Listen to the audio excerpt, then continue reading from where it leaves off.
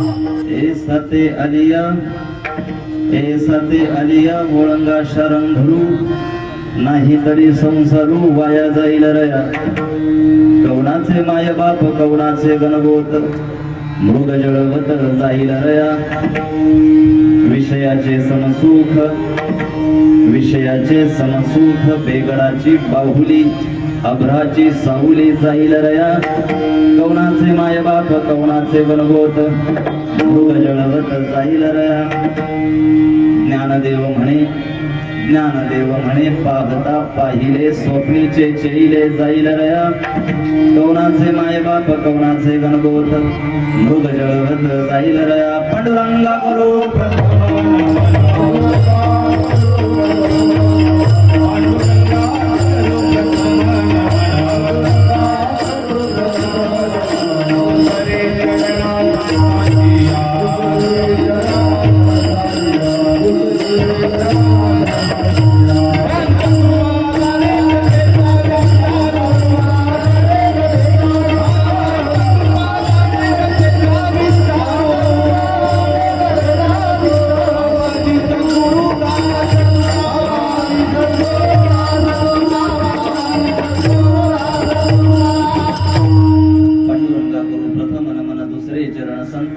त्यांच्या कृपादाने कथेचा विस्तार बाबाजी सद्गुरु दासरुका हरिओम ज्ञानेश्वर करुणा करा दयाळा तुमचा अनुग्रह लादलो पावन झालो चराचरी आता हृदय हे अपोले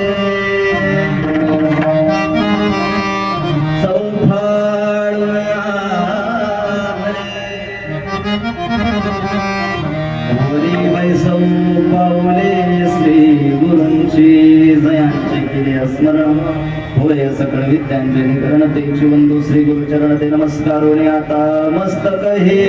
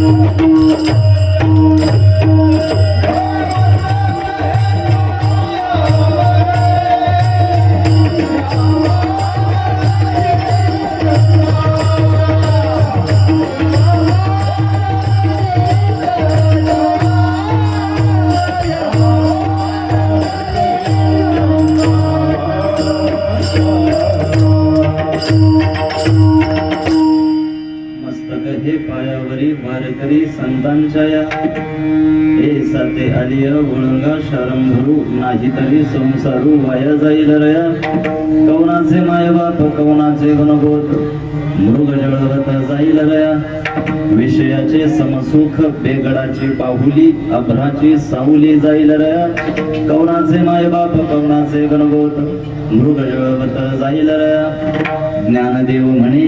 ज्ञानदेव म्हणे पाहता पाहिले स्वप्नीचे चेईले जाईल रया कवनाचे माय बाप कवनाचे गणगोत मृग जळवत जाईल रया विठ्ठल विठ्ठल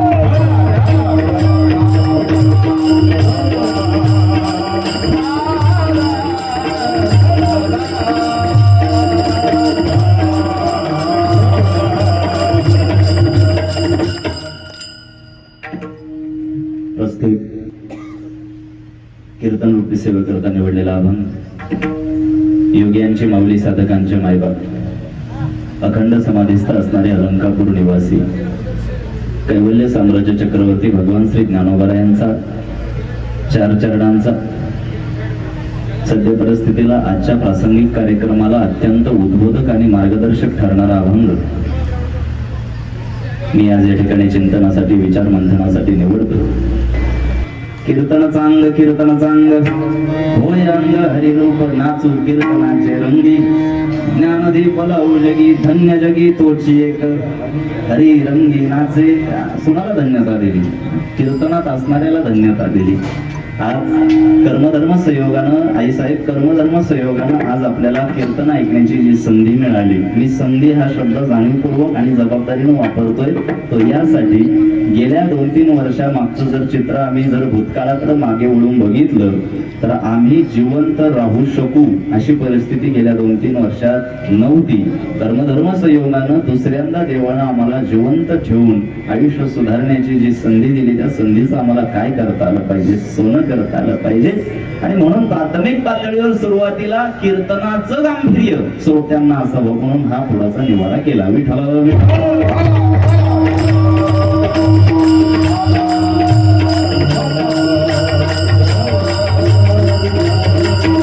माऊली ज्ञानोबाराय आईची भूमिका साकारतात बरं का. तुकोबारायांकडे बाप म्हणून बघितलं जातं पण माऊली ज्ञानोबाराय आईची भूमिका साकारतात.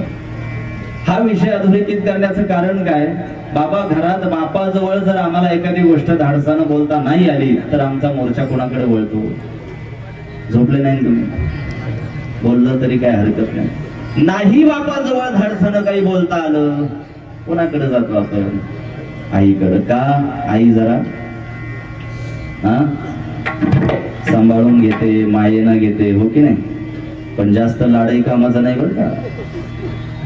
शेंडफळ म्हणून लाड करायचा आणि त्यानंच नंतर घराची फळं शेंडीला बांधून फिरायची. जर बापाकडे आम्हाला नाही काही हक्कानं आणि धाडसानं बोलता आलं तर आमचा मोर्चा जसा आईकडे वळतो ना तसं या भागवत धर्मामध्ये वारकरी संप्रदायामध्ये माऊली ज्ञानोबारायांनी आईची भूमिका साकारली. सुरू असलेल्या ह्या सामाजिक आणि वैचारिक प्रदूषणाच्या पटलावर मला असं वाटतं की माऊली ज्ञानोबारायांचं मातृत्वच आम्हाला सांभाळू शकतं.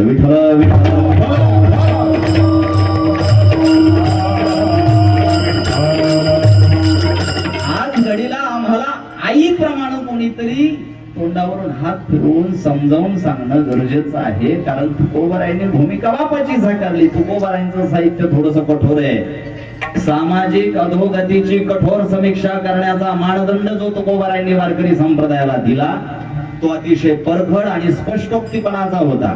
परंतु तितका परखडपणा तितका तिखटपणा कदाचित आपल्याला पचेलच असं काही टेन्शन नाही तुम्हाला. मी यायच्या आधी भांडण वगैरे जरा बोलत राहा. तुकोबारायांचं साहित्य जरा पचायला कठीण आहे कारण त्यांनी बापाची भूमिका साकारली. तुकोबारायांच्या गाथ्यातल्या अभंगांमधल्या काही शिव्या जर आम्ही वाचल्या वटणीवर आल्याशिवाय राहणार नाही. म्हणून माऊली ज्ञानोबारायांचं आईचं काम आहे, आईचं हृदय. माऊली ज्ञानोबारायांच्या पूर्ण साहित्यामध्ये जर सगळ्यात तिखट शब्द कोणता असेल, शिवी कोणती असेल तर मूर्खाच्या पलीकडे माऊली बोललेले आईचं हृदय. तुकोबारायांकडे जर गेले बाबा वयात आलेल्या पोराला वाटतं की बापाच्या अंगावर पाय टाकून झोपलं म्हणजे बाप लग्न लावून दे. सगळे बाप सारखे नसतात. एखादा बाप कंबरड्यात लाद घालायला मागं पुढे बघत नाही. ते लाद घालणारे बाप म्हणजे तुकोबाराय.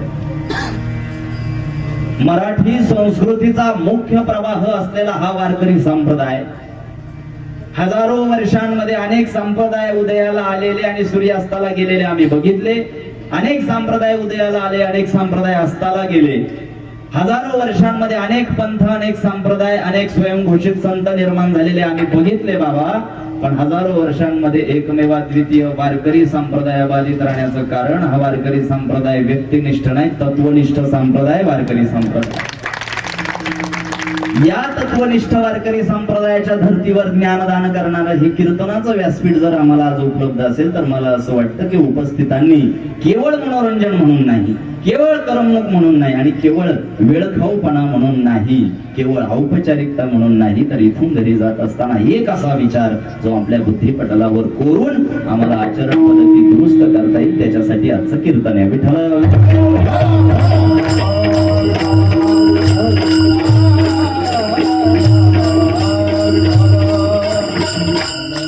माऊली ज्ञानोबरायांचं माझ्याकडे लक्ष दिलं तर अभंगाचे शब्द नीट समजतील. ए साते आलिया ओळंगा शारंगरू, अभंगाचे शब्द नीट ऐका. ए साते आलिया, साते हा शब्द बाजारवाचक आहे. या विश्वरूप संसाराला माऊली ज्ञानोबरायांनी बाजार म्हटले. काय म्हटलंय?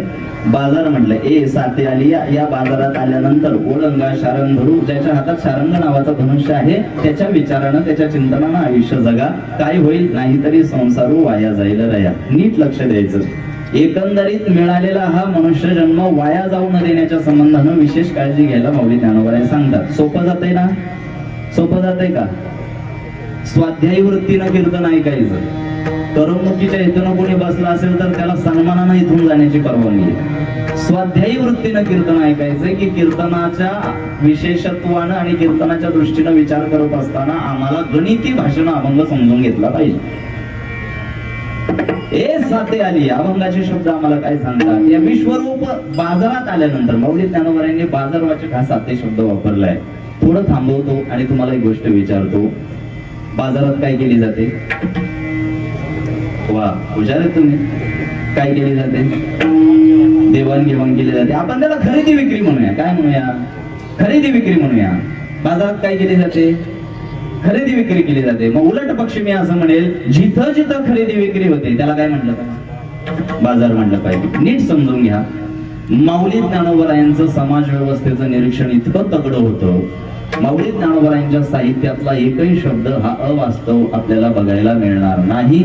माऊली ज्ञानोबराय जर या विश्वरूप संसाराला बाजार म्हणत असतील तर त्याची मीमांसा आम्ही केली पाहिजे. मग जर बाजारात खरेदी विक्री केली जाते तर या संसारात कशाची खरेदी विक्री केली जाते हा आपल्याला आधी निवाडा केला पाहिजे. माझ्या समोर पांढरी शुभ्र कपडे घालून बसलेली आणि डोक्यावर टोपी असलेली, कपाळी गंध असलेली जेवढी अनुभव संपन्न तुम्ही मंडळी आहात, तुम्हा सगळ्यांना माझा एक साधा सरळ प्रश्न.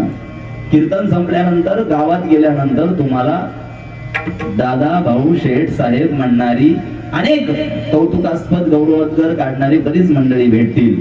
आणि ते गौरवोद्गार आणि ते कौतुक प्रिय शब्द ऐकून इथे बसलेल्यांपैकी कैक जणांना असा समज होईल की माझ्यावर प्रेम करणारी, मला जपणारी, मला सांभाळणारी आणि माझी काळजी असणारी बरीच माणसं माझ्या आयुष्यात आहेत. असा गैरसमज होतो. असा गैरसमज होतो की माझ्यावर प्रेम करणारी, मला जपणारी, माझी काळजी करणारी बरीच माणसं आपल्या आयुष्यामध्ये आहे. पण एक सांगू का? कितीही ताकदीची निष्ठा कोणी व्यक्त करू द्या, कितीही ताकदीचं प्रेम तुमच्यावर कोणी व्यक्त करू द्या, अत्युच्च कोटीतली काळजी तुमच्या विषयी कोणी व्यक्त करू द्या, प्रेम असेल, निष्ठा असेल, काळजी असेल, प्रत्येक गोष्टीची एका ठराविक टप्प्यानंतर काय ठरलेली आहे? काय ठरलेली? किंमत ठरलेली आहे. काय ठरलेली आहे? किंमत ठरलेली आहे. राजकीय क्षेत्रातली काही मंडळी असतील तर निष्ठा हा शब्द मी काही फोडून सांगण्याची गरज नाही. हा, काय निष्ठेचे उदाहरणं गेल्या काही महिन्यात बघायला मिळत. वा, त्या निष्ठेसाठी एकदा टाळ्या होत्या. निष्ठा खायची आणि निष्ठा म्हणायची. यांनी 2-2 कॅमेरे लावलेत नाही तर घेतले असते 5 मिनिटं. हा सगळ्यात धोकादायक प्रकार कॅमेरा. 2 तासाचं समग्र ज्ञान ते टाकणार नाही, एवढी क्लिप टाकणार वाटून. भल्या कार्यक्रम झालाय त्याच्यात. एखाद्या विशिष्ट क्षेत्रात तुम्ही जर नजर टाकली, मला राजकारणाकडे तुमचं मन वळवायचं नाही, मला या ठिकाणी व्यत्यय निर्माण करायचा नाही, तिकडे त्यांना काय करायचं ते लखला. परंतु त्या एका विशिष्ट क्षेत्रामध्ये निष्ठा, निष्ठा आणि फक्त निष्ठा हा शब्द सातत्यानं गिरवणारी लोक आज निष्ठा हा शब्द सुद्धा उच्चारण्याच्या लायकीची राहिलेली नाहीत. याचं कारण काय? एका टप्प्यावर निष्ठा. मला काय कारण हा संदर्भ तुमच्या समोर ठेवण्याचं? माझं कारण मी स्पष्ट करतो. निष्ठा असेल, प्रेम असेल, काळजी असेल, जागतिक उंचीची कोणतीही संवेदना असेल, ती जर एका ठराविक टप्प्यावर गेल्यानंतर जर विकली जात असेल तर हा बाजार नाही तर दुसरं काय? हा काय काय बाजार नाही तर काय? तुमच्याविषयी कुणी कितीही होत पोत प्रेमाने भरलेलं अंतःकरण घेऊन तुमच्या समोर येऊ द्या, पण त्याही प्रेमाला कधी ना कधी छेद गेल्याशिवाय राहणार. अरे निर्विकल्प आणि निर्व्याज प्रेम फक्त माझ्या माऊली ज्ञानोबरायांकडे ऐसी कळवळ्याची जाती. अरे लाभाविन प्रीती, तरी लाभाविन प्रीती. अंडरलाईन दिस सेंटेन्स, लाभाविन. कशाविना? लाभाविना. अमुक अमुक व्यक्तीकडून आपल्याला काही फायदा आहे म्हणून त्याच्यावर जीव जडवणारी बरीच बघितली, पण करी लाभाविना कृती. माझ्या माऊली ज्ञानोबा यांचा अर्थ करे. आता हा संदर्भ मी सुरुवातीला का घेण्याचा वेळ खर्च करतोय? मला असं वाटतं बाबा, कीर्तन ऐकण्याच्या अगोदर आपण आधी आपली सांप्रदायिक बाजू भक्कम आहे का हे तपासून बघितलं पाहिजे. ती सांप्रदायिक बाजू भक्कम झाल्यानंतरच अभंगाला आपण हात घातला पाहिजे. विठ्ठल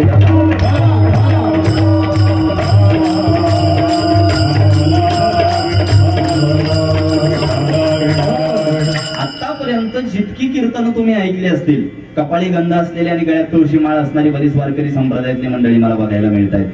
जेवढ्या वेळा महिला वर्ग असेल पुरुष वर्ग असेल, जेवढ्या वेळा तुम्ही कीर्तन ऐकले असतील बाबा, बहुतांश प्रमाणात तुकोबारायांचे अभंग निवडले जातात. माऊली ज्ञानोबा यांचा अभंग आग्रहानं निवडण्याचं कारण की गेल्या काही दिवसांमध्ये मला असं वाटतंय की माऊली ज्ञानोबा यांसारखं ममत्व आणि मातृत्व आज आम्हाला तोंडावरून हात फिरवून समजावून सांगणारं कोणीतरी हवं. माऊली ज्ञानोबा म्हणतात, ए साथे आलिया, ए साथे आलिया. या बाजारात आल्यानंतर शब्द विसरू नका.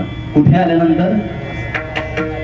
मी म्हणतो बाबा हा बाजारच आहे, एवढं जरी रोज स्वतःला सांगितलं तरी आयुष्य सोपं होईल. विठ्ठल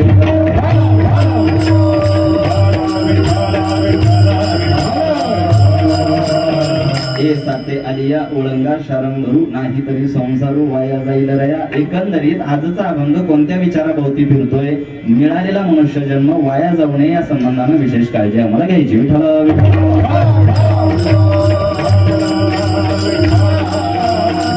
तुकोबारायांचं साहित्य थोडंसं कडक आहे, तुकोबारायांचं साहित्य थोडंसं परखड आहे, पण माऊली ज्ञानोबारायांचं साहित्य ते मवाळ आहे. ते मवाळ आहे.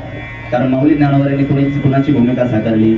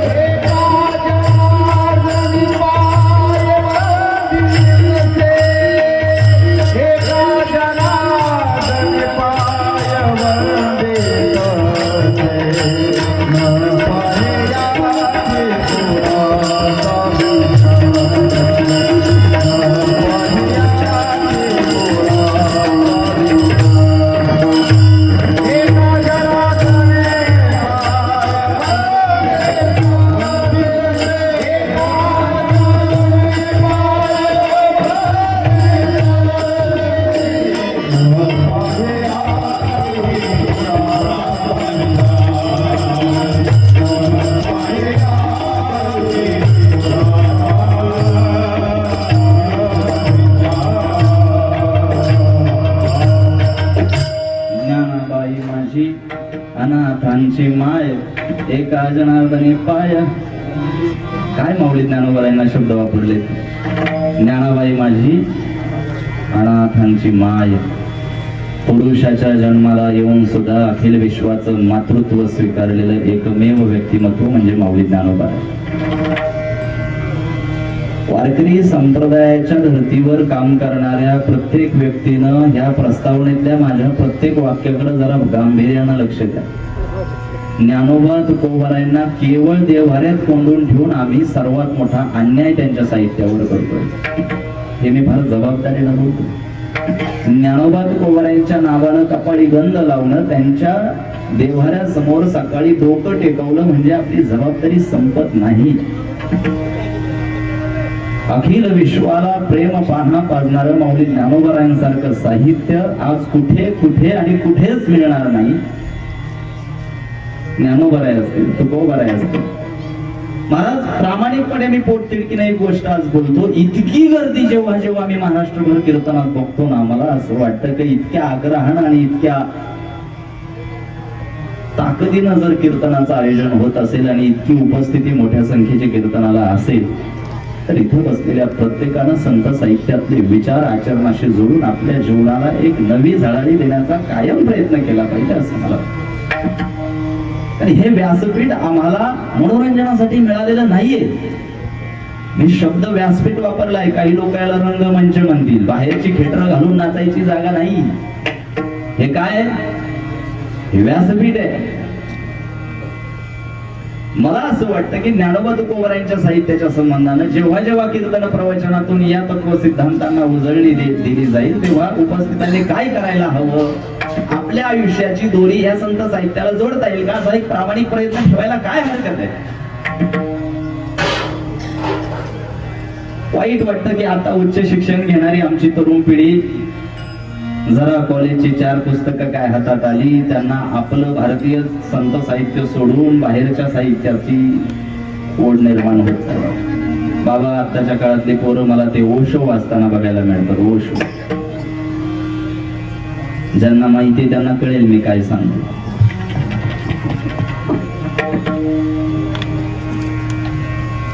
पतिव्रते जैसा व्रतार प्रमाण आम्हा नारायण तैशा परी. पतिव्रतेचं लक्षण काय असतं, काय असतं? नवऱ्याशिवाय दुसऱ्या कोणाकडे बघणे नाही.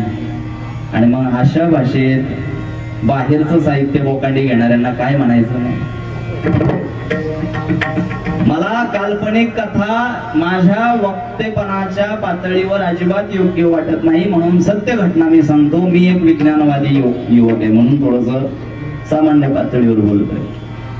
काही वर्षापूर्वीची गोष्ट आहे काका, अमेरिकेचे तत्कालीन राष्ट्राध्यक्ष बराक ओबामा आपल्या भारत दौऱ्यावर आले होते. जिवंत दाखला सांगतो तुम्हाला. आणि बराक ओबामा भारत दौऱ्यावर आल्यानंतर त्यांचं स्वागत करत असताना आपल्या पंतप्रधानांनी त्यांचं स्वागत करत असताना भगवद्गीता देऊन त्यांचं स्वागत केलं. आपली एक संस्कृती म्हणून काय देऊन स्वागत केलं? भगवद्गीता देऊन स्वागत केलं.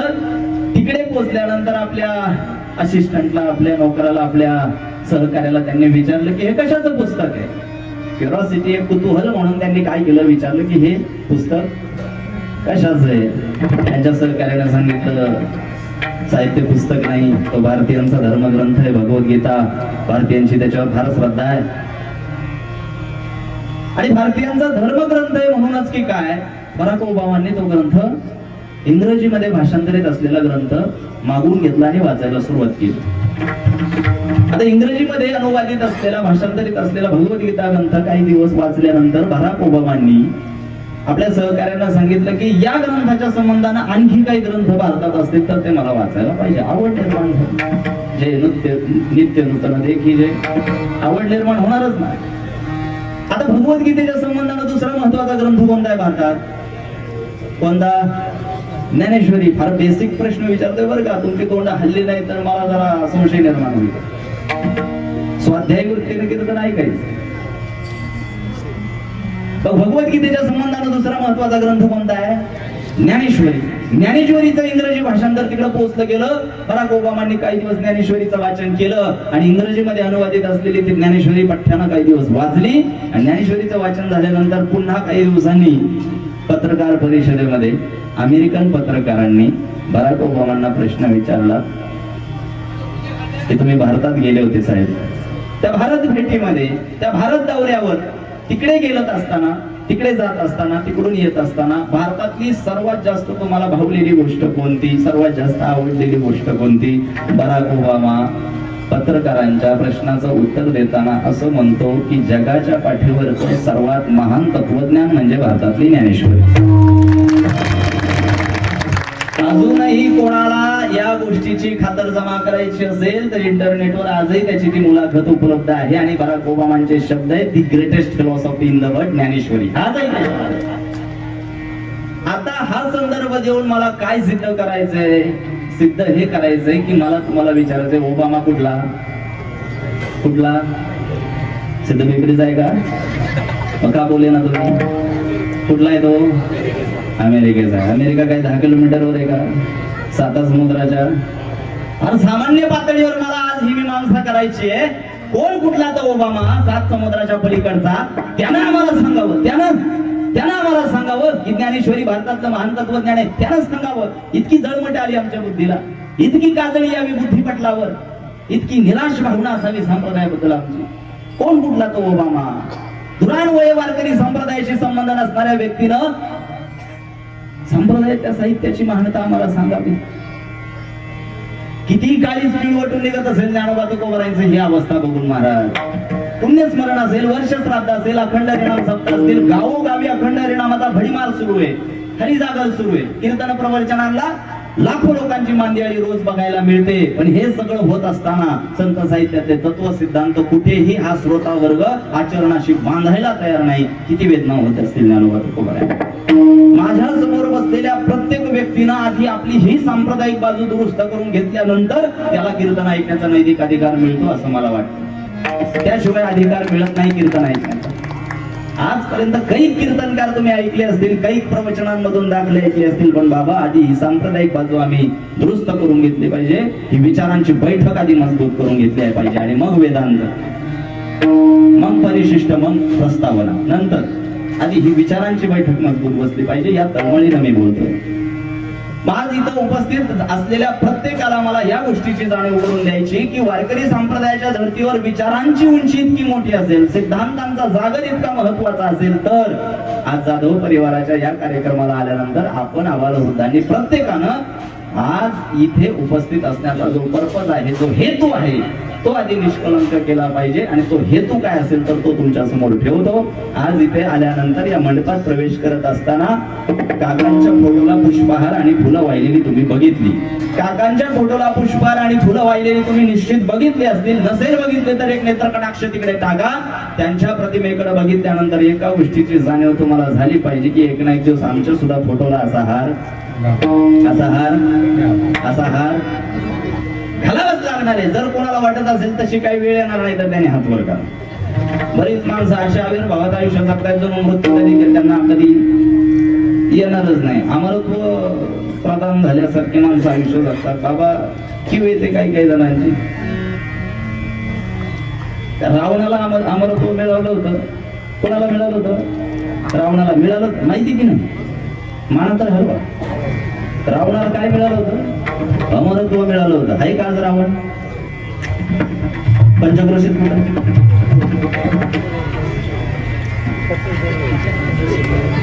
चुळबुळ चालू आहे म्हणजे आहे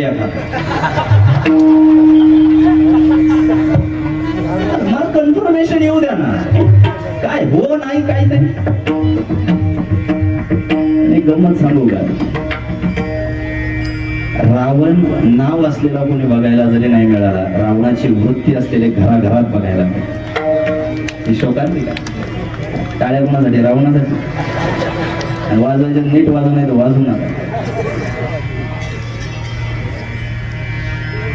आता इथे एवढ्या महिला बसलेल्या आहेत. काही नाव आहे का कोणाचं? आहे का?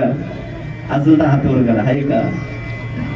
पण आई साहेब काही नावाची जरी नसली, काही वृत्ती असलेल्या, आणि मुळात काही वाईट नव्हतीच. मला तर रामायणाकडे जायचं नाही, पण मुळात काही वाईट नव्हतीच. काहीची जी दाशी होती मंथरा,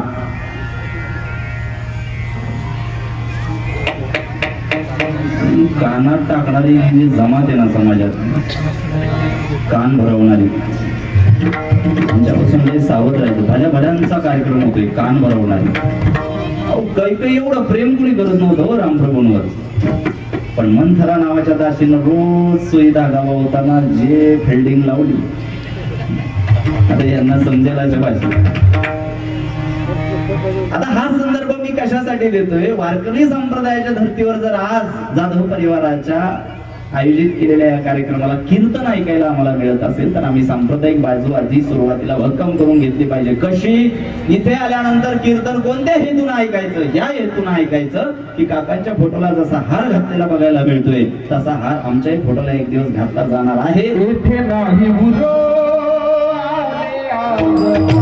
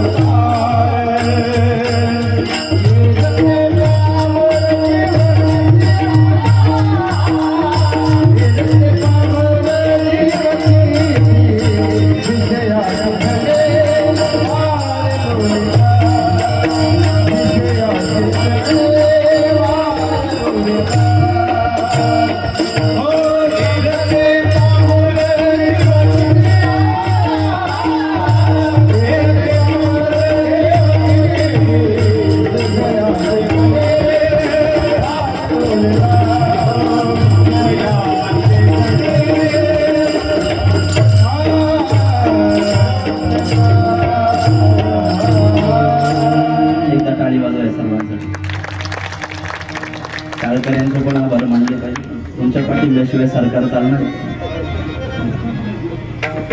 आणि यांनाही बसल्या बसल्या काम पाहिजे ना काही. आता मूळ विषयाकडे येतो. सुरुवातीची प्रस्तावना आणि संदर्भ यासाठी मी रेखाटला की आम्हाला कीर्तन परंपरेचं या वैचारिक मंथनाचं गांभीर्य काहीसं आमच्या मनात जिवंत ठेवता यायला हवं. आता मूळ विषय असा आहे की जाधव परिवाराचा आयोजित कार्यक्रम हा पुण्यस्मरणानिमित्त आहे. पुण्यस्मरणानिमित्त असलेल्या कार्यक्रमाला या कीर्तनाला अभंग निवडला माऊली ज्ञानोबरायांचा. माऊली ज्ञानोबरायांचा जो मी अभंग निवडला तो या हेतू परस्पर निवडला की माऊली ज्ञानोबराय कोणाची भूमिका साकारतात, कोणाची आईची भूमिका साकारतात. ममत्वाच्या आणि मातृत्वाच्या धर्तीवर जर संगोपन आणि मार्गदर्शन करणारे एकमेव द्वितीय उदाहरण जर माऊली ज्ञानोबरायांचं दिलं जात असेल तर माऊली ज्ञानोबरायांची ही आजच्या अभंगाची भाषा आम्हाला पुरेशी आहे, समर्पक आहे असं मला वाटतं. हे साथे आलिया ओळंगा शारंग धरू नाही तरी संसारू वाया जाईल रया. एकंदरीत हा मनुष्य जन्म अतिशय दुर्लभ आणि दुर्मिळ पद्धतीने मिळालेला असून हा वाया जाऊ देऊ नये. मी रिपीट करतो, हा मनुष्य जन्म वाया जाऊ नये याच्या संबंधाने विशेष काळजी घेण्यासाठी प्रवृत्त करणारा आजचा अभंग आहे. एखाद्या आंधळ्या माणसानं आळस आल्यानंतर जांभई देत असताना अचानक टाळी वाजवावी आणि जांभई देत असताना टाळी वाजवत असताना अचानक योगायोगानं त्या टाळीत कावळा सापडावा अशा पद्धतीने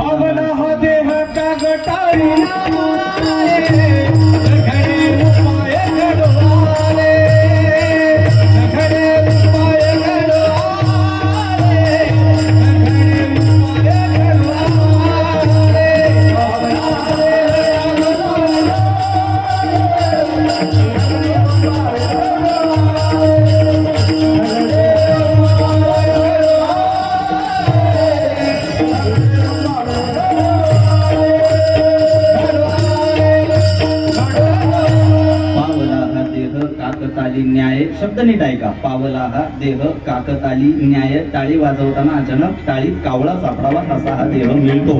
पाप पुण्यम समे कृत्वा नरयोनिषु जायते. म्हणजे काय? पाप पुण्याची समपातळी झाल्याशिवाय नरदेह प्राप्ती होत.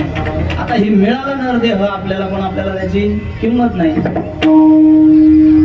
भरतखंडी नरदेह प्राप्ती ही तो परमभाग्याची संपत्ती. हे कीर्तनातच सांगण्यापुरतं, त्याचं काही महत्व आम्हाला. आता दोन वेळा मी टाळी वाजवायला समजेल तरी सुद्धा काही जणांच्या हाताची घडी निघत नाही, किंमतच नाही ना. पावला हा देह काकताली न्याय. अरे टाळीत कावळा अचानक सापडावा तसा हा देह मिळालाय. सोपं आहे का? एक एक योनी कोटी कोटी फेरा 84 लक्ष योनी सांगितल्यात. किती बरं बाबा? आता 84 लक्ष योनी सांगितल्यात. हा जन्म माणसाचा मिळालाय. पुढचा कशाचा मिळतोय काय माहितीये का आपल्याला? ढेकणाचा मिळतोय, मुंगीचा मिळतोय, बैलाचा मिळतोय, गाढवाचा मिळतोय. गाढवाचा मिळण्याची गरज नाही. माणसाच्या जन्माला नाही गाढवपणा चालला त्या. बाबा फार स्पष्ट बोलतोय बरं का मी. आताची सुरुवात. तुकोबारायांच्या मातीतला जन्म आहे माझा. मला ते गुळगुळीत मुलांना आवडत नाही अजिबात. ते नेबळटवाणी बोलायचं ते काय काम? मला त्या गाढवाची किव येते महाराज. गाढवपणा करतो कोण? माणूस. आता बोट माझ्याकडेच करतो, तुमच्याकडे करून ठेव. उदाहरणादाखल मीच घेतो. आता गाढवपणा करतो माणूस आणि बदनाम कोण? गाढव कोण आहे? पुढचा जन्म कोणता मिळतोय? गाढवाचा मिळतोय, मुंगीचा मिळतोय. 84 लक्ष योनी सांगितल्यात. मूळ विषयाकडे विषयांतर करून चालणार नाही. मूळ विषय असा आहे, जर 84 लक्ष योनी आहेत आणि 84 लक्ष योनीतून हातात अचानक कावळा सापडावा तसा हा मनुष्य देह मिळत असेल तर आम्हाला आज जाधव परिवाराच्या या कार्यक्रमात आल्यानंतर आम्ही अंतर्मुख होऊन स्वतःला एक गोष्ट सांगितली पाहिजे. 84 लक्ष योनीचा फेरा करून जर हा मनुष्य देह मिळाला असेल तर आता किमान जे आयुष्य हातात उरले त्या आयुष्याकडे आता गांभीर्यानं आम्ही दुरुस्तीच्या हेतून बघितलं पाहिजे. आज काकांच्या फोटोला जर लावलेला पुष्पहार आम्हाला दिसत असेल तर आमच्या फोटोला हार लागेपर्यंत काहीसा वेळ आमच्या हातात उरलाय, त्या वेळेचं आम्हाला सार्थक करता आलं पाहिजे. आता हा हार लागणार आहे हे माहितीये, नीट ऐका. असा हार फोटोला लागणार आहे हे निश्चित प्रत्येकाला माहितीये. कधी लागणार आहे माहित नाही. कळतंय का? क्षणभंगूर नाही. काय प्रमाण पाठ येत आपल्या समाजाची खोड सांगतो तुम्हाला. आपण पण आलो समाजात, आपण पण आलो, आपल्याला काही सुट्टी नाही. समाजाची खोड आहे ते कामापुरतं पाठांतर जोरात आहे समाजात. क्षणभंगूर नाही बरोबर लगेच तोंड आणणार लोका सांगे ब्रह्मज्ञान आपण वा वा पाठांतर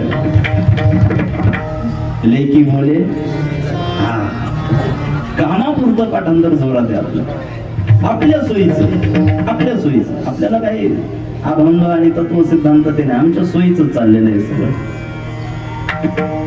कीर्तनाला आल्यानंतर महाराजांनी आम्हाला ऐकावंसं वाटतं तेच बोलावं असं वाटणं चुकीचं आहे. नीट ऐका बरं का माझी मराठी पार.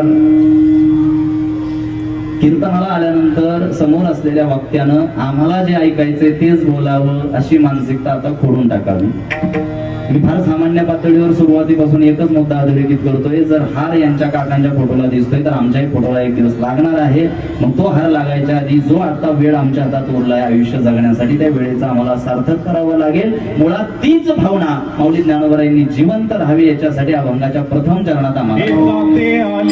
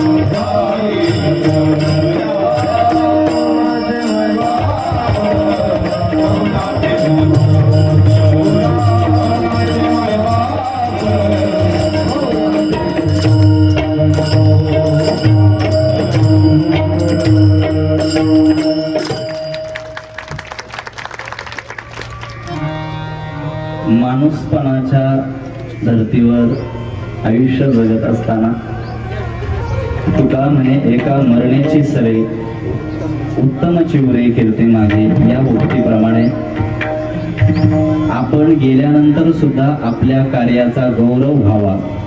माझ्या शब्दांकडे लक्ष द्या. आपण गेल्यानंतर सुद्धा आपल्या कार्याचा कर्माचा गौरव व्हावा या हेतू परस्पर काही लोक चांगलं आयुष्य जगण्याचा प्रयत्न करतात. काही लोकांकडे पाहून आम्हाला असा शिकायला मिळतं, असा दाखला मिळतो की आयुष्य वाया घालू नये. नीट ऐका बरं. काही लोक अशी आयुष्य जगून जातात की त्यांच्याकडे पाहून आम्हाला समजतं की आयुष्य वाया घालू नये. आणि काही लोक जिवंतपणे असं आयुष्य जगतात की त्यांच्याकडे बघून कळतं की असं आयुष्य वाया घालू नये. त्यांचं मराठी चांगले त्यांना कळेल मी अधूनमधून काय बोलू. काही लोक आयुष्य असं जगून जातात की त्यांच्या स्मरणात आम्हाला स्वतःला असा धडा मिळतो की आयुष्य वाया घालू नये. आणि काही लोक जिवंतपणे असं आयुष्य जगताना दिसतात की आपण घरातल्यांना सांगावं की आयुष्य असं वाया घालू. दोन्ही बाजू आम्हाला बघितल्या पाहिजे. आज जाधव परिवारातलं हे सर्वांना आदर्शवत वाटणारं व्यक्तिमत्व कोणत्या पद्धतीनं आयुष्य जगलं असेल, सामाजिक दृष्ट्या त्यांची कशी वाटचाल असेल हे मी नव्यानं शब्द प्रपंच उभा करण्यापेक्षा इथे उपस्थितांची मांदियाळी सांगतं की ही मनुष्य संपत्ती कमावणारा व्यक्ती निश्चितच एका कर्मप्रधान वाटेवर चालला असेल. मला ही नारदांची गादी कोणाची व्यक्तिशः स्तुती करण्याची परवानगी देत नाही, परंतु आजच्या अभंगाच्या विषयाकडे नेत असताना मला हा उल्लेख करणं कर्मप्राप्त आहे की आयुष्य कसं जगावं याचं मार्गदर्शन करत असताना आयुष्य वायाही जाऊ नये याचं म्हणण्यानं विशेष काळजी आम्ही घेतली पाहिजे. पुण्यस्मरणाचा कार्यक्रम असल्याचं म्हणण्यानं हा विषय मला निवडणं गरजेचं वाटलं.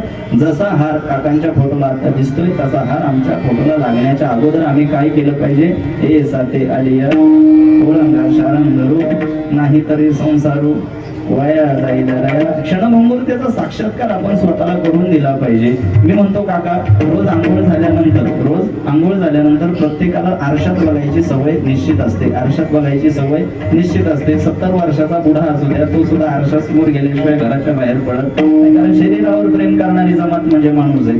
शरीरावर फार प्रेम करणारी माणसं फार प्रेम. पायाला ठेस लागली की दुःख होतं पण समोर त्याच्या मनाला ठेस लागल्याचं दुःख होत नाही. याला माणूस म्हणतात. विठ्ठल विठ्ठल.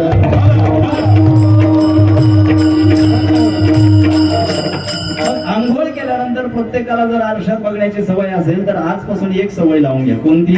आंघोळ केल्यानंतर आता उद्यापासून आरशासमोर उभं राहिल्यानंतर स्वतःला पहिल्यांदा एक गोष्ट सांगायची की तुला इथून कधीही निघावं लागेल.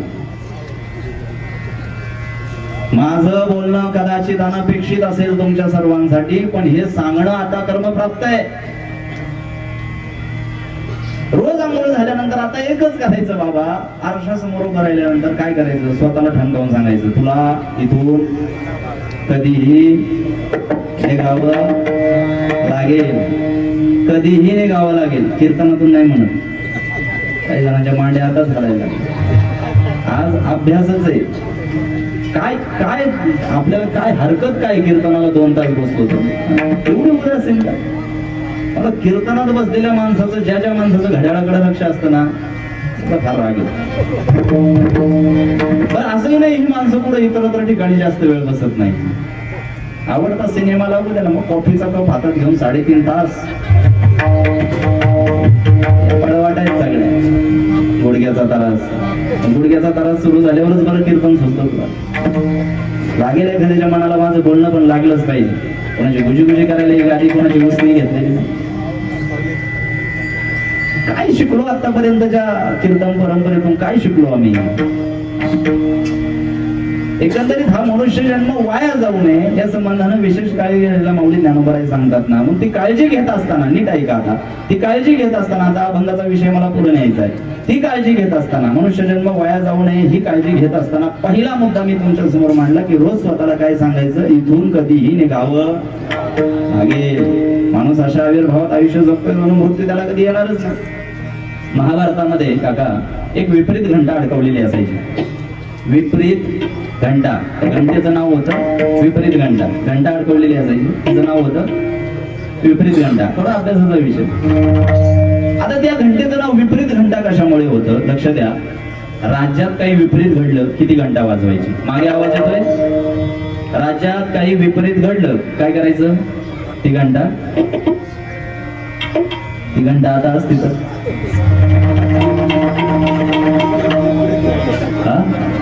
रोजच फोडली.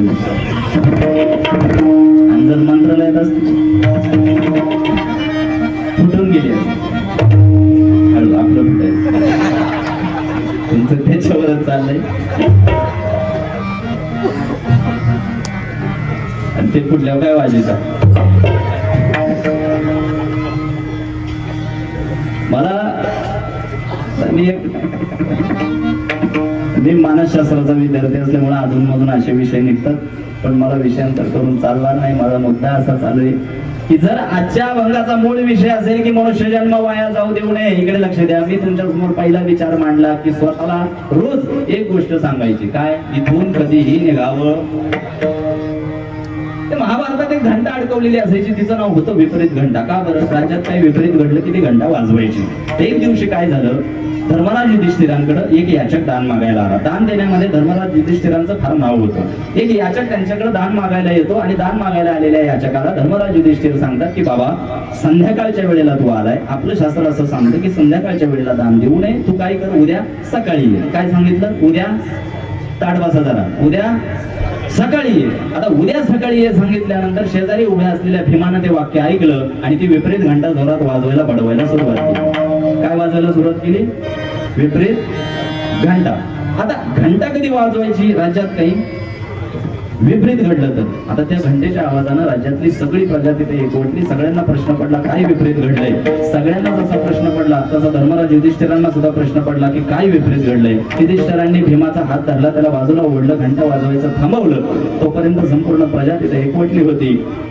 धर्मराज युधिष्ठिरांना भीमानं विचारलं, धर्मराज युधिष्ठिरांनी भीमाला विचारलं की ही विपरीत घंटा वाजवण्याचं कारण काय. भीमानं जे उत्तर दिलं ते आजच्या ह्या विषयाला अतिशय अभ्यासकारक ठरणार आहे. भीमानं सांगितलं की धर्मराज एक याचक तुमच्याकडे दान मागायला येतो, तुम्ही त्याला उद्या सकाळी ये असं सांगताय. तुम्ही त्याला उद्या सकाळी ये असं सांगताय. धर्मराज म्हणले मग याच्यात काय विपरीत घडलं. भीमानं सांगितलं उद्या सकाळी ये असं सांगत असताना उद्या सकाळपर्यंत आपण सगळे या जगात असू असा विश्वास तुम्हाला वाटतंय सगळ्यात मोठं विपरीत घडलंय. क्षणभंगुर हे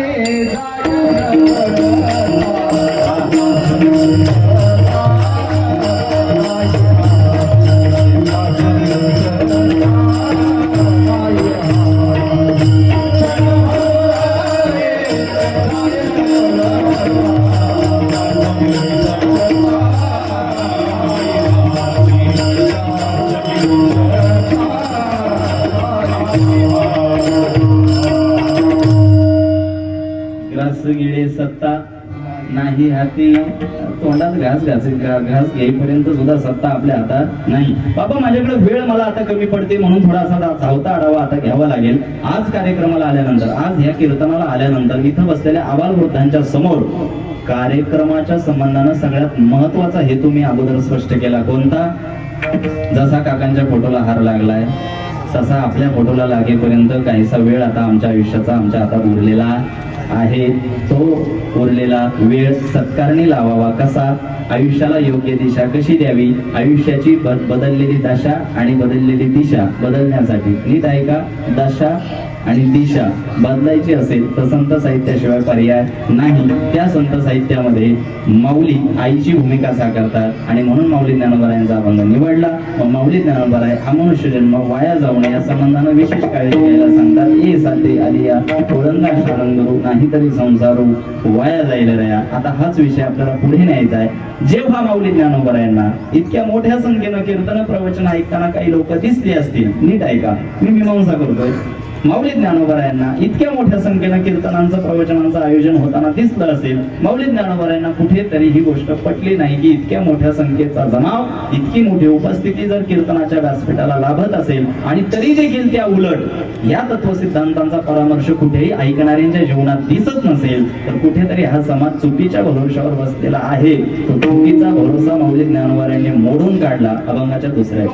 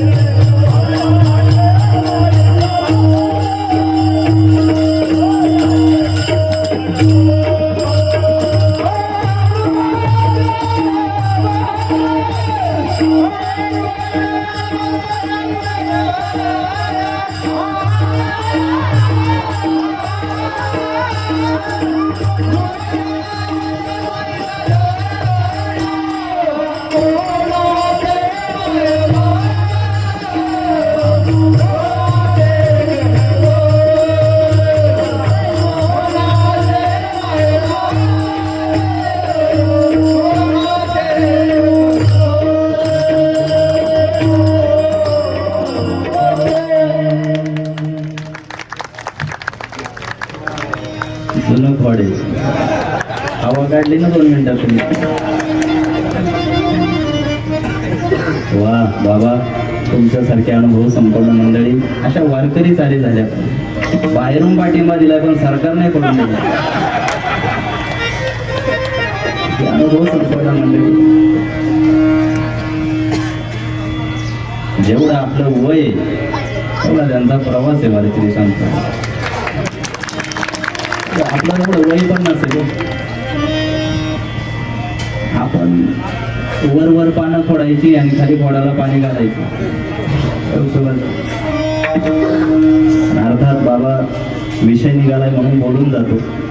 महाराष्ट्रातल्या गावागावात, खेड्यापाड्यात, ग्रामीण भागात, वाडी वस्तीवर वारकरी संप्रदाय पोहोचण्याचं आणि पोहोचविण्याचं श्रेय ज्या ज्या वर्गाला जातं त्यात अशा वारकरी मंडळींचा फार मोठा वाटा आहे असं मला वाटतं.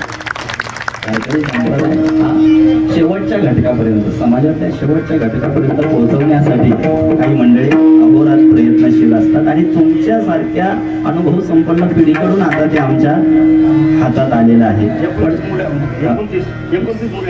वा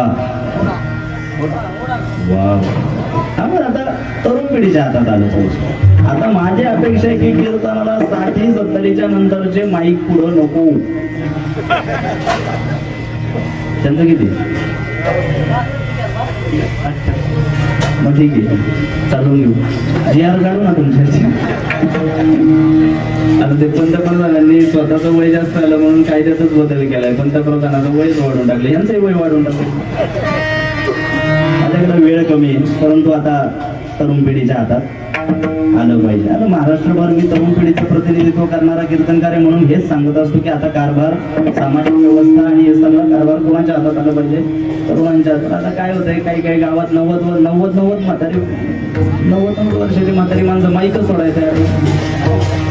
तरुण पोरं तरी काय करणार? जरा एखाद्याने जाऊन या भांडीला वाजायला लागली. काय होतं, यांना प्रोत्साहन मिळतं ना भांडी वाजतो. माझं जरा चाललंय व्यवस्थित.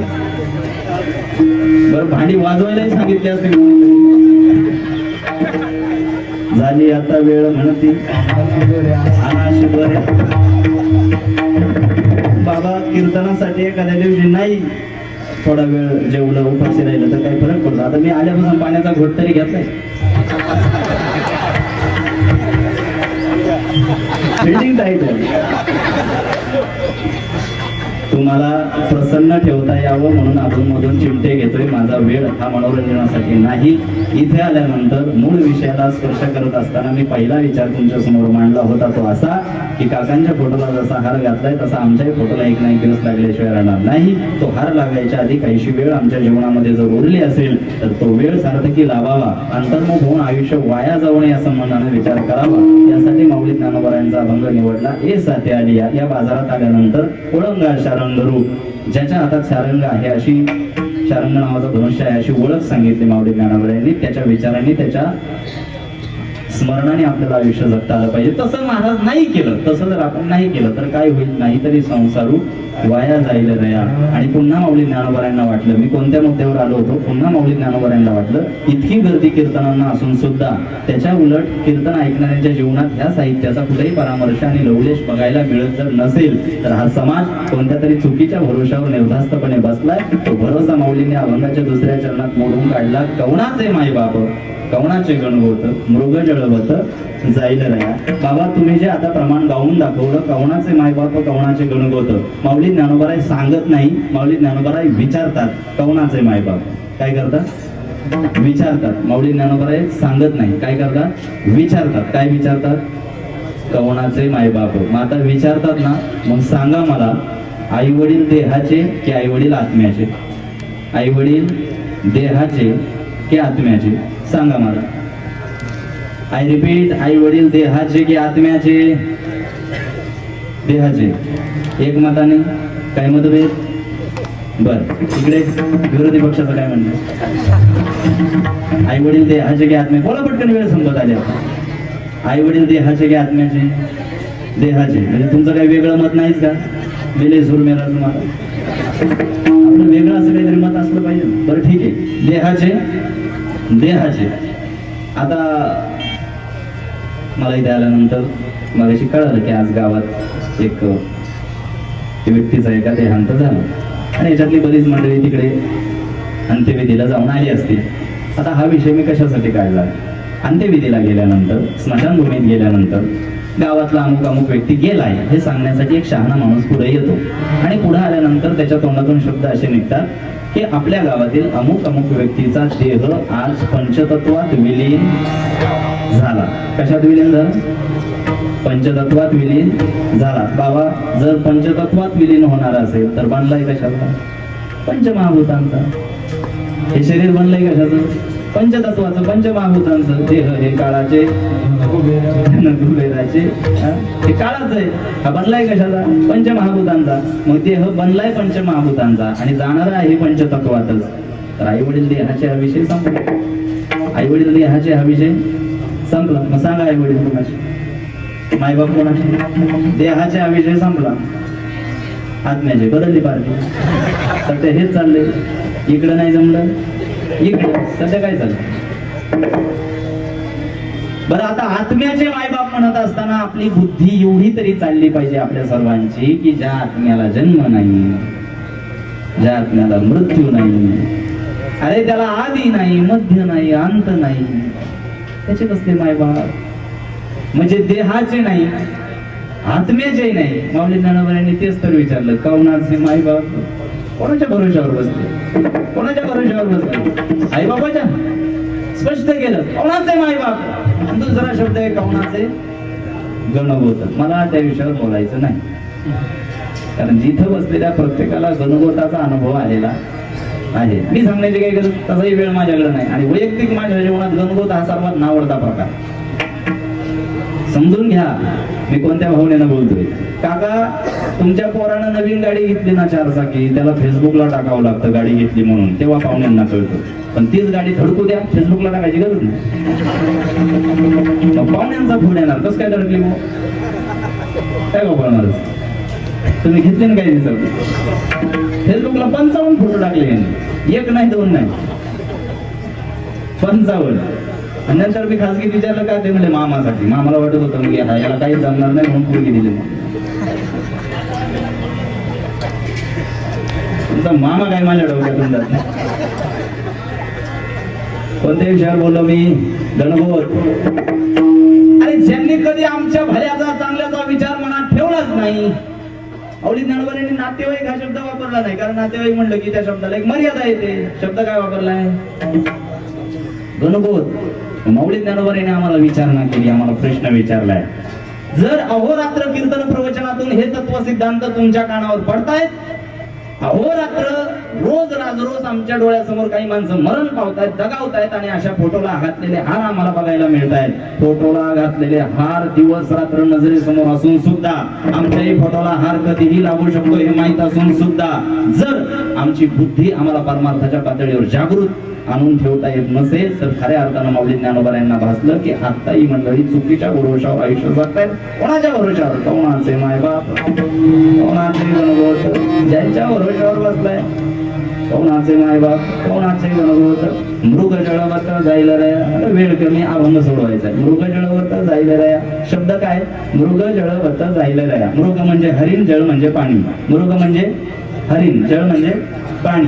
ग्रीष्म ऋतूमध्ये म्हणजे उन्हाळ्यामध्ये टळटळीत भर दुपारी जर कधी माळरानावर फेरफटका मारायला तुम्ही गेले असाल, जंगलामध्ये भर दुपारी उन्हाळ्यात जर कधी गेले, इकडे लक्ष द्या, एखादा हरिण तुम्हाला पाण्याच्या शोधासाठी सैरा वैरा पाळताना दिसेल. नीट ऐका. निसर्गाचा नियम असा आहे, निसर्गाचा नियम असा आहे की भर दुपारी, माध्यान्ह प्रहरी, टळटळीत भर दुपारी जर सूर्याची किरणं एखाद्या खडकावर पडली, नीट ऐका, सूर्याची किरणं भर दुपारी माध्यान्ह प्रहरी कडक उन्हात सूर्याची किरणं जर एखाद्या खडकावर पडली तर निसर्गाचा नियम असा आहे की ती खडकावर पडलेली किरणं दुरून आम्हाला पाण्यासारखी भासतात. वाहत्या वाहत्या झऱ्यासारखी, वाहत्या पाण्यासारखी भासतात. एखादं हरिण पाणी मिळवण्यासाठी सैरा वैरा इकडे तिकडे पळतंय आणि अचानक त्याला एखाद्या खडकावर सूर्याची किरणं पडलेली दिसावीत आणि त्याला ते काय भासावं? वाहतं पाणी भासावं. ऊर फुटेपर्यंत जीवाच्या आकांतानं ते वाहणारं पाणी भाषण करण्यासाठी जेव्हा हरिण धाव घेतं आणि जीवाच्या आकांतानं पळत जाऊन जेव्हा ते हरिण त्या खडकावर उडी मारतो, काय होतं? कोटियाचे पिसे उडत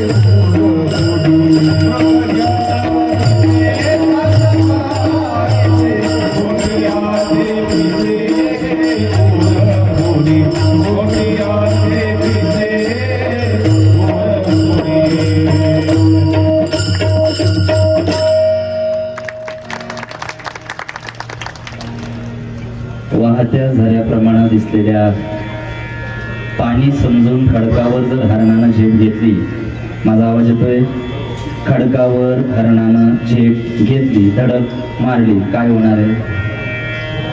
त्याचा ऊर फुटल्याशिवाय राहणार आहे का? आज आमची अवस्था बाबा कशी झाली? मृग जळवत जाईल राया.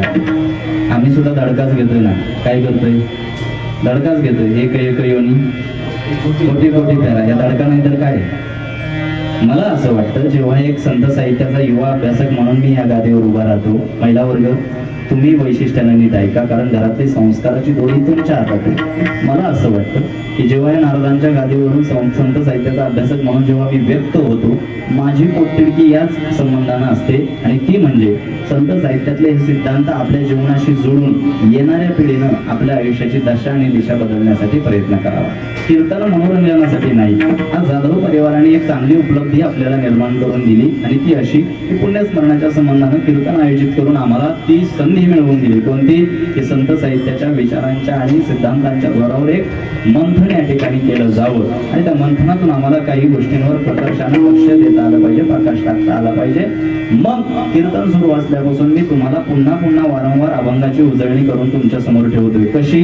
पुण्यस्मरणाच्या कार्यक्रमाला आल्यानंतर काकांच्या फोटोला आम्हाला हार बघायला मिळाला, तसा हार आमच्याही फोटोला लागणार आहे, पण कधी लागणार आहे हे माहित नाही. हा क्षणभंगुरतेचा साक्षात्कार आपण स्वतःला करून देण्यासाठी रोज सकाळी आरशासमोर उभं राहून काय सांगायचंय? तुला इथून कधीही निघावं लागेल. आणि हा क्षणभंगुरतेचा साक्षात्कार, ही जाणीव जेव्हा आम्ही स्वतःला रोज करून देऊ, तेव्हा माऊली ज्ञानोबरायांचा हा अभंग स्वीकारण्याचा नैतिक अधिकार आम्हाला मिळेल की हे साथे आली या ओळंगा शरण धरू, नाहीतरी संसारू वाया जाईल रे. बरं, वाया जाऊ न देण्याच्या संबंधानं काळजी घेताना लोक दिसली नाही, तेव्हा माऊलींना असं वाटलं असावं की हा समाज चुकीच्या भरोशावर आयुष्य जगतोय. कोणाच्या भरोशावर?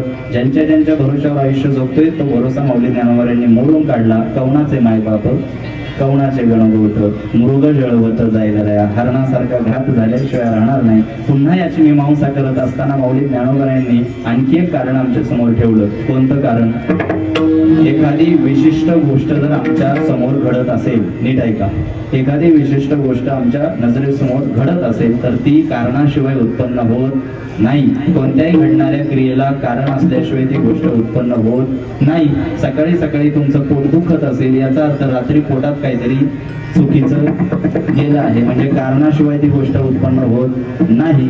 अगदी त्या अर्थी हा समाज स्वतःच्या हितासंबंधानं आणि आयुष्य वाया जाऊ न देण्याच्या संबंधानं गाफील दिसतोय. याचं काहीतरी काय असलं पाहिजे?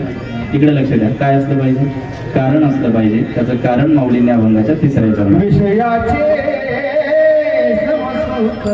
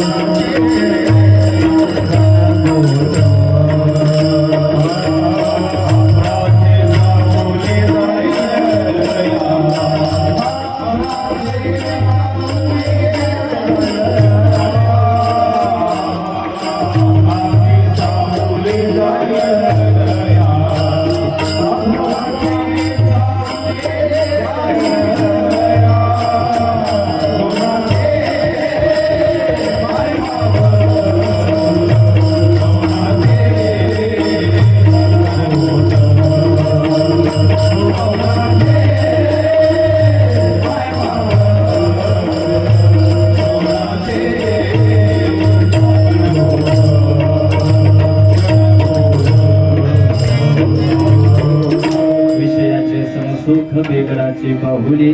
आपली वेळ संपत आली म्हणून आता धावता घेऊन या 2 चरणांचा अर्थ मला स्पष्ट करायचा आहे. अभंग माऊली ज्ञानोबा यांचा होता. ए साथे आली ओळंगा शरण करू नाही तरी संसार वाया जाईल रया. वाया जाऊ न देण्याच्या संबंधानं विशेष चिंतन असलेला अभंग आपण निवडला होता. ज्यांच्या भरोशावर तुम्ही निर्धास्त बसलाय ते तुमचे नाहीत हे माऊली ज्ञानोबा यांनी सांगितलं. कवनाचे मायबाप कवनाचे गणगोत आणि मृग जळवत जायला राया. त्या हरणाच्या धडकेप्रमाणे स्वतःचा घात मनुष्याने करून घेऊ नये. मग इतकं गाफील राहण्याचं काय कारण? मनुष्य इतका गाफील राहण्याचं कारण सुद्धा माऊलीने सांगितलं. विषयाचे समसुख बेगडाची बाहुली. शब्द नीट ऐका. विषयाचे समसुख. माऊलींनी विषयाचं सुख असं म्हटलेलं नाही. विषयाचे समसुख म्हणजे काय? सुखा समान भासणार. सर्व सुखाची आशा जन्म गेला. आशेवर जन्म गेलाय. सुखात जन्म नाही गेला. सुखाच्या आशेवर जन्म गेला. आज नाही तर उद्या, उद्या नाही तर परवा नाही तर आपल्याला चांगलं माहिती. सर्व सुखाची आशा जन्म गेला. माऊली ज्ञानोबा यांनी विषयाचे सुख असं म्हणले नाही. काय म्हणले? विषयाचे समसुख म्हणजे सुखा समान भासणार. आणि बाबा एक भासणं फार धोकादायक आहे. काही काही लोकांना भासतं की मला लय मान आहे समाजात. आता तो विषय थोडा वेगळा आहे पण केला इशारा जातात आपलं. काही काही लोकांना असं भासतं की मला लय मान. चावडीवरची लोक उठून उभे राहतात मी गेल्यानंतर. अरे बाबा तू दिसल्यानंतर तुझ्या नादी लागायला नको म्हणून ती उठून निघालेली आहे.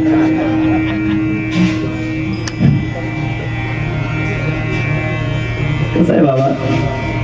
आभासी जग आहे सगळं. सगळं आभासी. आणि मनुष्य हा जन्मता स्तुतिप्रिय प्राणी. स्तुतिप्रिय. आता इथे महिला वर्गामध्ये सुद्धा 80-90 वर्षाची एखादी आजी असू द्या, तिला जाता जाता एखादी बाई जर म्हणली ना आज घातलेलं पातळ जरा चांगलं चमकतंय बरं का, ती झोपच येत नाही तिला संध्याकाळी. मनुष्य हा स्तुतिप्रिय प्राणी. आणि इकडं पण काही वेगळी परिस्थिती नाही. आता मनुष्यावर इकडं पुरुष वर्ग आहे माझ्या उजव्या बाजूला. तुम्हाला कीर्तन संपल्यानंतर घरी जाताना चुकून एखाद्याने शेठ म्हणू द्या, ते झोपतच नाही संध्याकाळी. झालं वाटलं तर. अतिशय स्तुतिप्रिय प्राणी माणूस.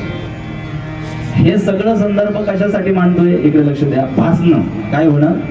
आम्हाला काय? आम्हाला झालाय भास.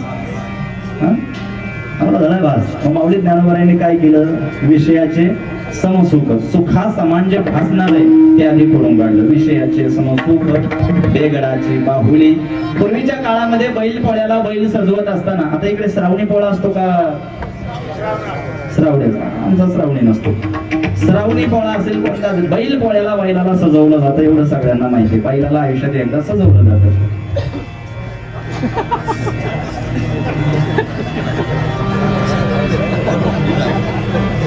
सुरुवातीला सांगितलं होतं ध्यान देऊन ऐका. आता ज्यांना कळालं त्यांचं मराठी चांगलंय, बाकी ज्यांनी जेवढे जाऊ. आयुष्यात बैलाला एकदा सजवलं जात की नाही? रंगरंगोटी बैलाचं म्हणतोय मी. आपल्याला आनंद व्हायचा काय कारण आठवलं काय तुम्हाला? बैल पोळ्याचा विषय मी का काढला? अभंगाचे शब्द आहेत. विषयाचे समसुख बेगडाची बाहुली. जुन्या काळात बैल पोळा आल्यानंतर बैलाला सजवताना जेव्हा रंगरंगोटी केली जाते त्याच्यावर झूल टाकली जायची आणि त्याच्या शिंगाला एक बाहुली लावली जायची. काय लावली जायची? जुन्या लोकांना माहित असेल. शिंगाला एक लावली जायची बाहुली. बाहुली लावली जायची. ती बेगडाची बाहुली. कशाची?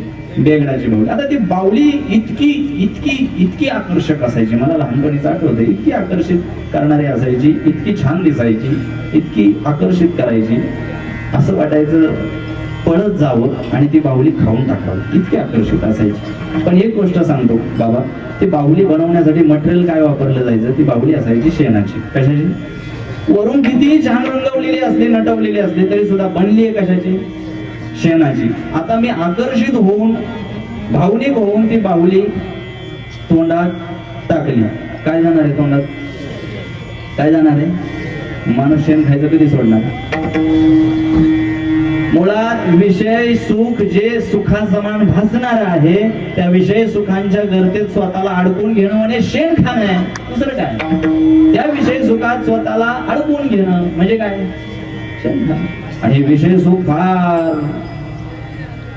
फार आकर्षित करणार आहे बरं का. आता आमच्या आकाश महाराजांनी मृदंगावर थाप टाकल्यानंतर जो नादब्रह्म तयार होतो, जो स्वर ऐकू येतो, एखाद्या गाण रसिकाला तो स्वर पुन्हा पुन्हा ऐकूशी वाटणं हे विषय सुख आहे, बरोबर की नाही? आता तुम्ही सगळ्यांनी गुळ घेतलाय, आता परत परत खाऊशी वाटणं हे काय? तुम्हाला काय वाटतं? माझं लक्ष नाही का तुम्ही? माझा केलाय का विचार कोणी सकाळपासून? दनादन गुळ खाताय, ठेवा खाली. माझ्या पुढे गुळ खातात. आता वारंवार गुळ खाऊशी वाटणं हे काय विषय सुख आहे?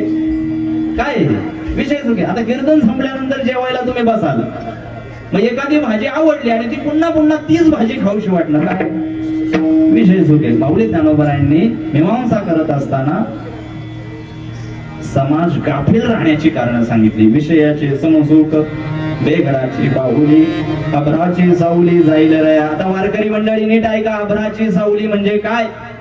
भर दुपारी माध्यान्ह प्रहरी दुपारी 12च्या सुमारास शेतामध्ये काम करणाऱ्या एखादा माता माऊली जवळ जाऊन बसा.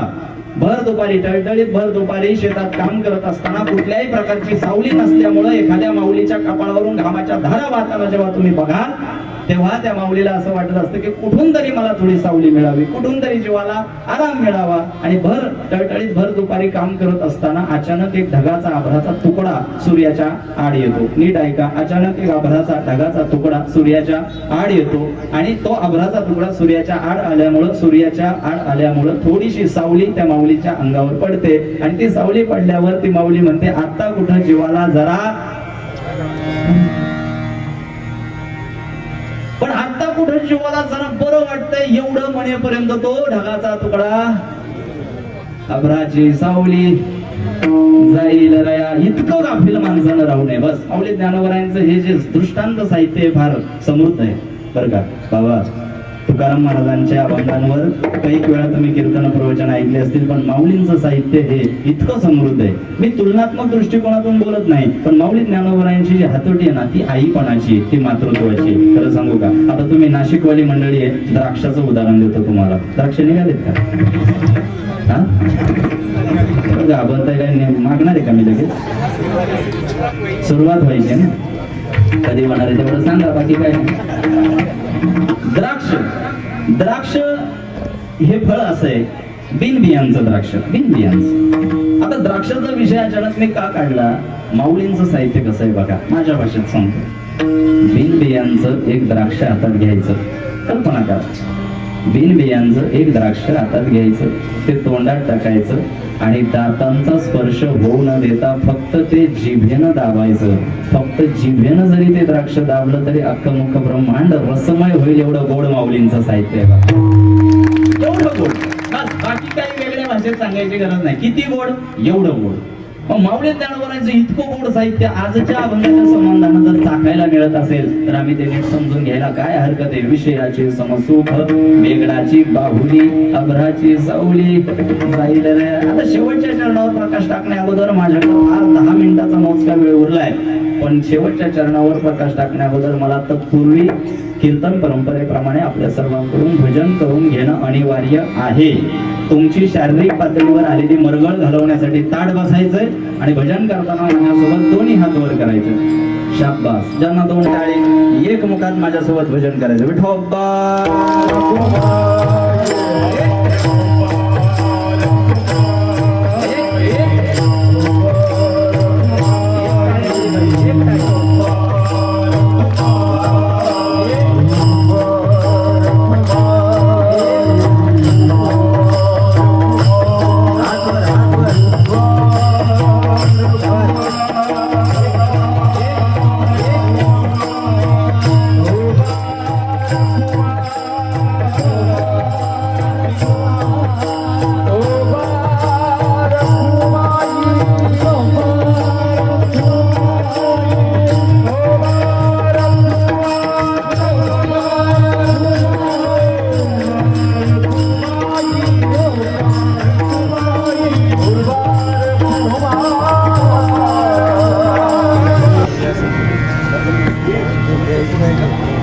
भजन चांगलं झालं, पण तुम्हाला हात खाली करायला कोणी सांगितलं? जाऊ दे राहू दे, वेळ संपली. कीर्तनाला किती गर्दी झाली म्हणजे ती परमार्थिकांचीच गर्दी असेल असं काही नाही. प्रत्येकाचं इथे येण्याचं प्रयोजन वेगवेगळं असतं.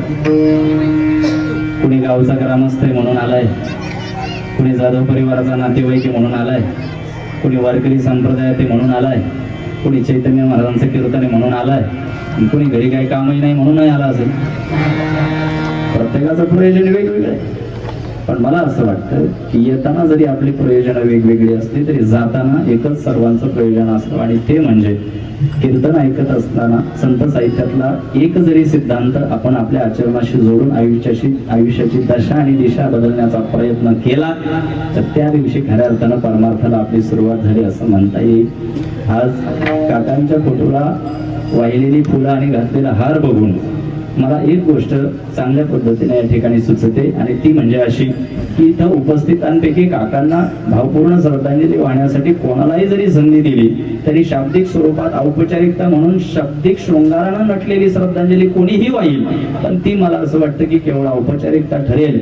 परंतु कीर्तन ऐकून झाल्यानंतर कीर्तनात ऐकलेला एक जरी तत्व सिद्धांत आपल्या आचरणाशी जोडून आयुष्याची दशा आणि दिशा बदलण्याचा प्रामाणिक प्रयत्न केला, ती खऱ्या अर्थानं काकांना श्रद्धांजली आहे. ती खऱ्या अर्थानं आम्हाला आतापर्यंत कीर्तन प्रवचन आणि व्याख्यानांमधून मोठमोठ्या नीतिवेत्या तत्ववेत्यांनी मार्गदर्शन केलं असेल.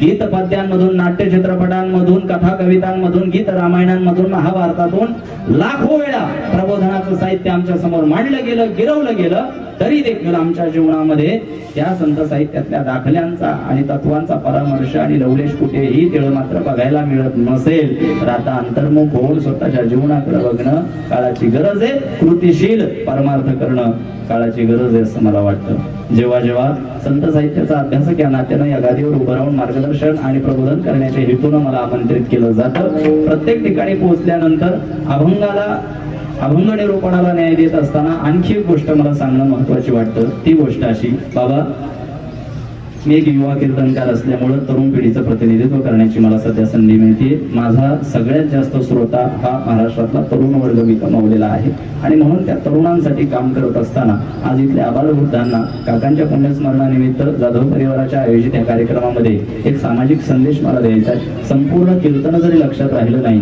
तरी हरकत नाही, पण हा शेवटचा माझा जो संदेश आहे हा अतिशय वैयक्तिक पातळीवर तुम्हाला घ्यावा लागेल, आणि तो विषय असा आहे, राष्ट्राचं आणि देशाचं नवे आपल्या परिवाराचं सुद्धा भविष्य ज्या तरुण पिढीच्या हातात आहे, ती तरुण पिढी गुन्हेगारीच्या आणि व्यसनांच्या दिशेनं आकृष्ट होताना आपल्याला समाजामध्ये बघायला मिळते.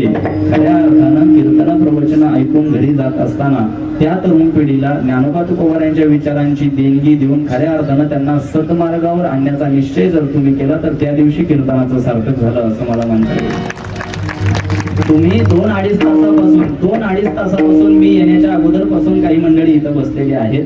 इथं बसलेल्या प्रत्येकाचा वेळ हा अमूल्य आहे, किंमती आहे, याची जाणीव मला निश्चित आहे, आणि त्या वेळेची जी अमूल्य किंमत आहे ती डोळ्यासमोर ठेवून मला असं वाटतं की हा 2-2.5 तासाचा वेळ जर वाया जाऊ नये असं वाटत असेल तर आम्हाला अतिशय गांभीर्यानं येणाऱ्या पिढीच्या बाबतीत विचार केला पाहिजे. काही वेळापूर्वी बाबा तुमची चाल गाताना मी हा विषय काढला होता की आता कारभार कोणाच्या हातात आला पाहिजे, तरुण पिढीच्या हातात आला पाहिजे. कारण तुकोबारायांनी सांगितलंय तरुणा भाग्यवंत, तिथं शब्द आलाय का म्हातारा भाग्यवंत? शब्द काय आलाय? दुर्दैवानं मला आज बोलण्याची वेळ येते की आज काकड आरतीला असेल, कीर्तन प्रवचनाला असेल, सर्वात जास्त संख्या कोणाची? ताजं डोळ्यासमोर जिवंत उदाहरण. आज सुद्धा इथं कीर्तनाला आलेली सगळी मंडळी, जर एक नेत्रकटाक्ष मी सगळ्या श्रोत्यांवर टाकला, महिला वर्ग, पुरुष वर्ग, बहुतांश लोक 40 ओलांडलेली, 50 ओलांडलेली, ज्यांच्या जीवनाचा उत्तरार्ध सुरू झालाय, सेकंड इनिंग.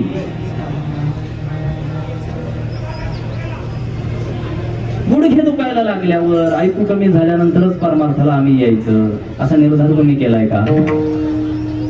मला कोणत्याही निष्ठावान वारकऱ्यावर टीका टिप्पणी करायची नाही. आजन्म ज्यांनी परमार्थ केलाय आणि मग वृद्धत्वाला प्राप्त झाले त्यांचं स्वागत आहे, पण जो माणूस म्हातारा झाल्यावरच परमार्थाला लागत असेल त्याचा परमार्थ देवाला स्वीकारार्ह नाही, हे लक्षात घ्यायचंय. आम्ही अजिबात स्वीकारलं नाही. साधी साधी उदाहरणं आहेत माझी. तुम्ही देवपूजा करायला घेतल्यानंतर करत असाल नसाल तुमचा भाग आहे, पण देवपूजा करायला घेतल्यानंतर मला एका गोष्टीचं उत्तर दिला. देवपूजा करायला घेतल्यानंतर तुम्ही देवाला वाहण्यासाठी ताजी फुलं घेणार की सुकलेली घेणार? ताजी घेणार की सुकलेली घेणार? मग साधारण देवपूजेसाठी सुद्धा जर तुम्ही ताजी फुले निवडत असाल तर परमार्थ करत असताना त्याच्या पायावर असं ताजं फुल वाहना, सुकलेलं कशाला वाहता? आणखी काय तुम्हाला दाखली देण्याची गरज? साधारणतः तुमच्या टाळ्या वाजवण्याच्या आवाजावरून मी समजून घेतलं पाहिजे की आता वेळ माझी संपलेली आहे. कितीही ताकदीचं तत्वज्ञान गोपाळ महाराज मांडलं तरी ते एका विशिष्ट वेळेपर्यंत गोड लागतं. झाली आता वेळ म्हणती. परंतु जाता जाता फार सलगीनं मी पुन्हा माझ्या त्या विनंतीची आठवण तुम्हाला करून देईल.